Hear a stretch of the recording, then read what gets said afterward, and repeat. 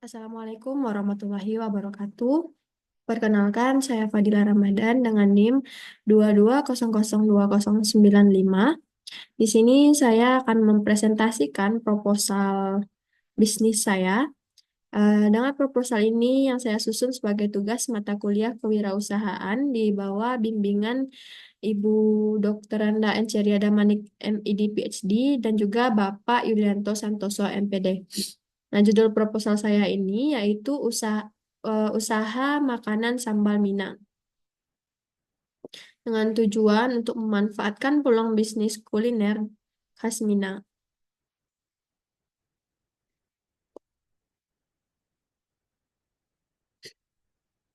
Nah, eh, Indonesia ini dikenal sebagai negara yang kaya akan kuliner.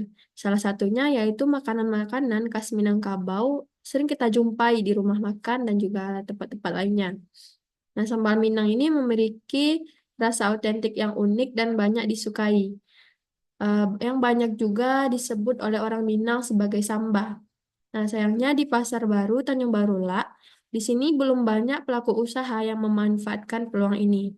Oleh karena itu, usaha ini saya ajukan untuk memenuhi kebutuhan masyarakat lokal sekaligus untuk melestarikan budaya kuliner tradisional. Nah, adapun visi dan juga misi dari usaha ini, yang pertama yaitu menjadi produsen sambal khas Minang yang terpercaya secara luas dan mampu bersaing di pasar lokal maupun tingkat nasional dengan cita rasa yang berkualitas. Lalu misinya pertama menyediakan produk sambal khas Minang yang dibuat dari bahan-bahan alami tanpa pengawet. Yang kedua, menghadirkan varian sambal yang sesuai dengan selera masyarakat modern tanpa kehilangan cita rasa tradisional. Dan yang ketiga, menawarkan produk dengan harga yang lebih kompetitif agar dapat dinikmati di berbagai kalangan. Yang keempat, untuk membangun hubungan baik dengan pelanggan melalui pelayanan yang prima dan profesional. Lalu memanfaatkan platform digital untuk memperluas jangkauan pasar dan juga untuk meningkatkan penjualan. Selanjutnya tujuan dan manfaat dari usaha. Adapun tujuannya yang pertama memberikan produk sambal Minang yang memiliki cita rasa otentik dan kualitasnya terjamin karena menggunakan bahan-bahan yang berkualitas. Yang kedua, meningkatkan kesejahteraan ekonomi melalui pemberdayaan keluarga dan juga masyarakat sekitar. Yang ketiga, menyediakan alternatif makanan pelengkap yang praktis, higienis, dan mudah dijangkau oleh masyarakat. Dan yang keempat, memperkenalkan sambal Minang sebagai salah satu ikon kuliner khas Indonesia ke pasar yang lebih luas. Adapun manfaat yang didapatkan, yang pertama bagi konsumen. Konsumen dapat memperoleh sambal Minang yang berkualitas dengan cita rasa yang konsisten dan juga terjangkau. Lalu manfaatnya eh, konsumen mendapat pilihan sambal higienis dan juga praktis untuk berbagai keperluan. Manfaat bagi usaha yaitu mengembangkan kemampuan kewirausahaan untuk menciptakan produk yang berdaya saing tinggi. Lalu menjadi pelopor untuk produksi sambal Minang atau khas-khas daerah. Lalu yang ketiga bagi lingkungan. Bagi lingkungan ini dapat mendukung petani lokal untuk penggunaan bahan baku yang berasal dari daerah sekitar. Jadi kita bisa menggunakan produk-produk yang fresh untuk untuk digunakan sebagai produk untuk memproduksi sambal Minang. Lalu yang ketiga, eh lalu dapat mendorong pengurangan limbah makanan melalui pengolahan bahan-bahan alami. Selanjutnya nama usaha ini Sambal Minang, yaitu yang mengusung konsep produksi dan penjualan sambal khas Minang dengan rasa yang otentik. Nama ini dipilih untuk mencerminkan ciri khas dan budaya kuliner Minangkabau yang kaya akan rasa pedas dan juga rempah-rempah. Nah, ada juga rencana lokasi usaha dan juga target pelanggan. Lokasi untuk produksi dan distribusi sambal Minang ini yaitu di Pasar Baru, Tanjung Barola. Nah, sambal ini akan dipasarkan melalui yang pertama bisa dijualkan langsung di pasar tersebut, lalu bisa melakukan pemesanan melalui WhatsApp atau sosial media seperti Instagram dan Facebook. Kenapa saya memilih platformnya Instagram dan Facebook? Karena ini makanan-makanan khas paling diminati oleh kaum-kaum seperti ibu-ibu ataupun bapak-bapak. Jadi karena ibu-ibu itu lebih banyak menggunakan platform Facebook. Lalu target pelanggannya yaitu masyarakat di sekitar konsumen masyarakat di sekitar konsumen rumah tangga dan juga pelaku usaha catering lainnya. Nah, jenis usaha ini akan berfokus pada produksi penjualan sambal yang memiliki berbagai varian, disesuaikan dengan preferensi pasar. Nah, produk-produk yang ditawarkan ini ada beberapa produk seperti yang pertama ada sambal lado mudo, yang kedua sambal balado balado atau sambal merah, yang ketiga gulai cancang daging sapi, yang keempat gulai telur tahu tempe, yang kelima gulai pucuk ubi, yang keenam gulai kaneh-kaneh, yang ketujuh gulai tambunsu, yang kedelapan ikan bakar, lalu ada ikan goreng, ayam bumbu, ayam bakar, dan lain-lain. Nah, menu ini itu nanti akan di rolling pembuatannya. Misalkan pada hari ini akan dibuatkan menu dari yang 1 sampai 5, besok akan di rolling dari 6 sampai 10. Begitupun seterusnya. Atau menunya diganti sesuai dengan permintaan dari konsumen. Lalu ada analisis SWOT atau strength, weakness, opportunities, dan juga threats. Nah, yang pertama kita analisis dulu kekuatannya atau strength, yaitu sambal Minang ini memiliki rasa yang autentik dengan khas tradisional.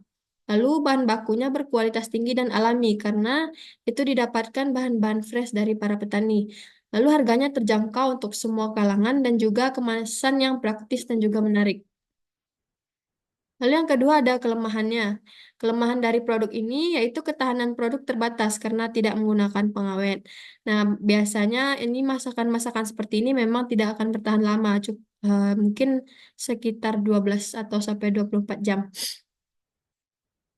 Lalu adanya persaingan ketat dengan produk sambal lainnya, yang kemungkinan mungkin dari jarak beberapa kilo dari lokasi pasar, kemungkinan ada orang-orang yang mempunyai usaha yang sama. Lalu adanya ketergantungan pada bahan baku segar yang harganya fluktuatif. Selanjutnya, menganalisis peluang. Nah, potensi pasar besar melalui platform media sosial seperti Instagram dan juga WhatsApp. Lalu penjualan dalam jumlah besar untuk acara atau kebutuhan catering. Nah, untuk catering, orang-orang yang memesan secara banyak itu mungkin akan menjadi peluang untuk usaha ini. Lalu juga menambah varian sambal baru di masa depan. Nah, ini nanti akan terbentuk menu-menu baru yang kemungkinan akan memperluas usaha sambal Minang ini. Lalu kita analisis ancamannya, yaitu selera konsumen yang cepat berubah. Nah, ini bentuk salah satu bentuk ancamannya, tapi akan diatasi dengan cara membuat menu-menu yang berbeda pada setiap harinya, atau disesuaikan dengan permintaan konsumen. Lalu yang kedua, fluktuasi harga bahan baku seperti cabai merah dan rempah-rempah. Nah, bahan baku ini kemungkinan ada eh, harga-harga yang naik. Jadi kita tidak bisa, kita harus bisa menyesuaikan harga bahan ini dengan eh, harga produk yang akan kita jual nantinya. Lalu ada juga persaingan dari pelaku usaha sambal skala besar maupun kecil. Nah, seperti saya bilang tadi, kemungkinan ada di sekitar pasar tersebut atau beberapa kilo jaraknya dari pasar tersebut juga ada pelaku usaha lainnya yang membuat usaha serupa dengan sambal Minang. Nah, selanjutnya dirincikan modal usaha. Di sini ada bahan baku, peralatan masak dan penyajian, dan juga ada kemasan dan pemasaran dan biaya operasional. Nah, yang pertama nih contoh dari rincian bahan baku utama seperti ada cabai merah, cabai hijau, daging sapi, telur, tahu tempe, pucuk ubi, bumbu dapur, santan, ikan, ayam. Nah, ini nih Nanti disesuaikan harganya dengan harga pasar tempat kita mengambil atau membeli bahan baku. Ini adalah harga yang dapat saya buat untuk bahan baku pembuatan sambal Minang. Perkiraannya segini, 3.155.000. Lalu rincian peralatan masak dan juga penyajian. Seperti kita perlu wajan, kita perlu panci, kompor gas, blender atau food processor. Ini untuk pisau dapur, talenan, sendok sayur dan spatula, baskom stainless steel. Ini kemungkinan untuk peralatan itu lebih banyak, tapi saya rincikan seperti ini dengan total 1.650.000. Lalu untuk rincian kemasan dan dan pemasaran. Contohnya yaitu kita perlu wadah kemasan seperti plastik atau box. Lalu kita perlu membuat label produk dan juga untuk promosi. Nah, totalnya sih segini.